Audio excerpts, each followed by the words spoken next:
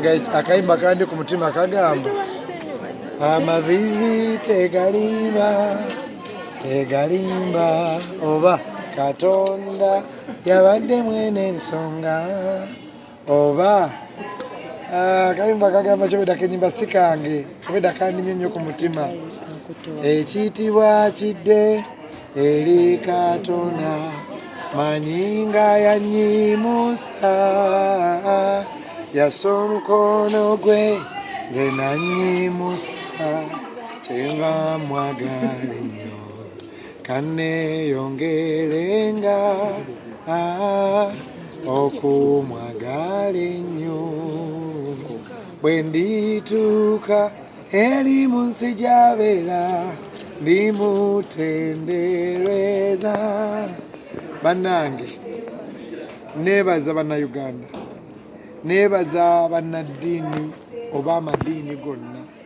Twabadde muli nga tulimu abalokole, abasiraamu, abakatuliki, abaprotestant, aba Seventh Day, abatali Katonda wadde. Twabadde wali nga aba power, aba opposition nga tebiriimu pate ki naye nga birimu Katonda. Neebaza ttiimu eyantegekedde baana baffe bano ku kyaki nabagambye munyambeko tebibadde byange.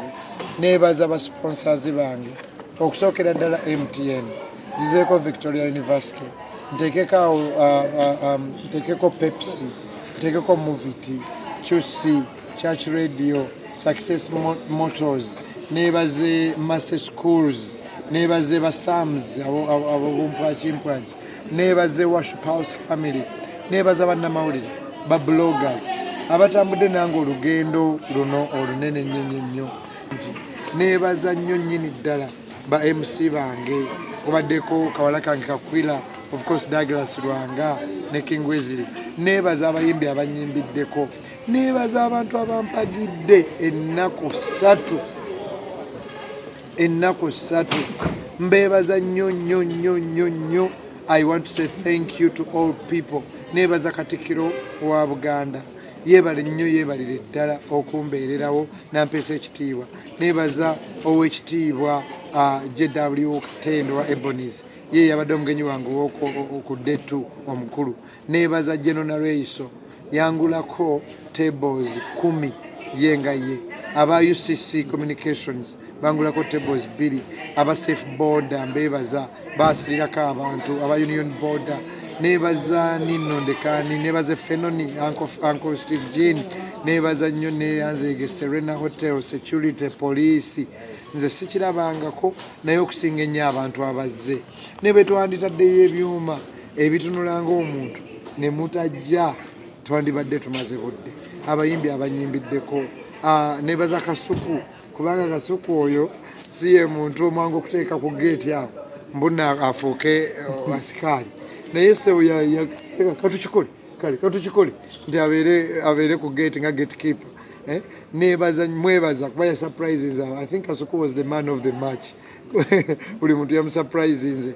Neebaza nnyo ba Rema Namakula, Rema oyo celeb superstar naye najja. Neebaze Fun Factory Bannington ne Bujingo bazizinga, neebaze Baleira Kachapizo, leero yadde takyabeera nnyo mu bintu ebyo. Abaana obwedda abazannyi abaani abo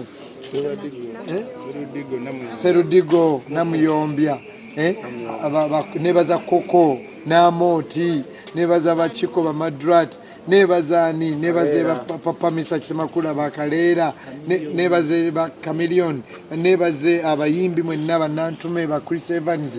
Buli muntu yazze nonkwatirako. Yono Bible egamba omuntu kyasiga kyakungula. Kati nno ngenda kudda eri nzijukire kyate weebaziza gwe twebaziza gundi. Naye mwenna mbeebaza nnyo. Abatanyumye be babbi. Serena eyo ndabula abaddako kola ebivulu. Mulimu abayaayi bangi. Mulimu abatunze tickets enkyamu. Obedda abantu bajja ku mulyango ne bakaaba nga ticket agiina naye ng'eri fake. Mwegendereze era obedda mubakaza gweyanguza. Mbadde simanyi nti concert eri uptown abantu basobola okucupula tickets.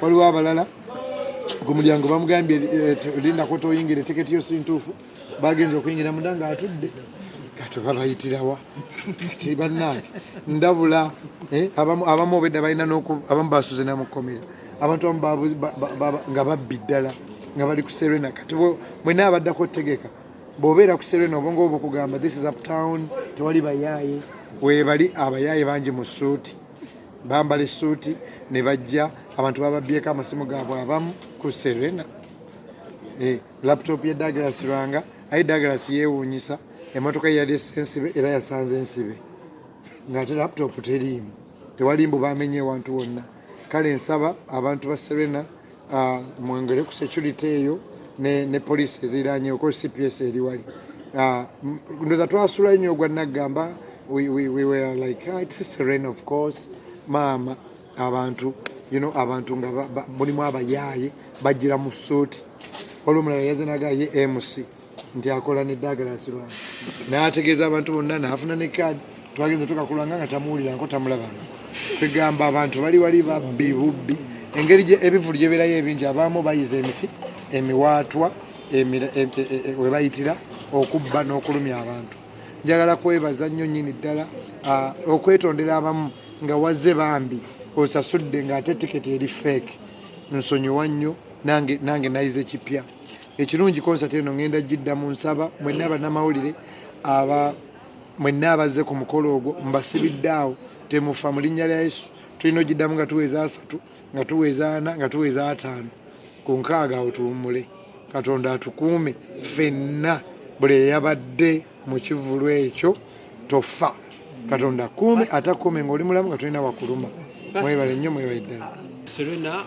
n'ogamba edikenze embaga naye totulaganga oyadde akampu bwe kati wanja mbaga ya kenzo naye ekibuuzo ky'embaga temukoye kibuuza munsabire busabizi nkyanukule eyo si Ibro gwe wawasa sawa yonna katube tuli babiri ffenna saawa yonna kale ndi mukulumu neera nawe kumanyi mutuufu so mbasaba munsabire manyi munsabidde nnyo naye nakyo nja kyanukula ekibuuzo ekyo mu linnya lya Yesu Kristo ate nja kyanukula Katonda ajja kunyamba kyanukule bulungi kuba kirudde nga kibuuzibwa bulungi nange nasuze bulungi naye nina omuwala yantabudde mu mugongo sonno tubadde bulungi nga tutegeka n'amaka kati ayagala muwalaga ababulungi nga tuyita kabaka emmasuubiza sijja koma ku musaayi jamutwala newaffe mwanjulira abanzaala namulimpulira teeka zibadde nnungi naye omuwala tanjagala anfudde ebbanga njanjegezi yakuula zikali zakuberuwe anfuddeko nga kasente ayitayo mu buzibu kani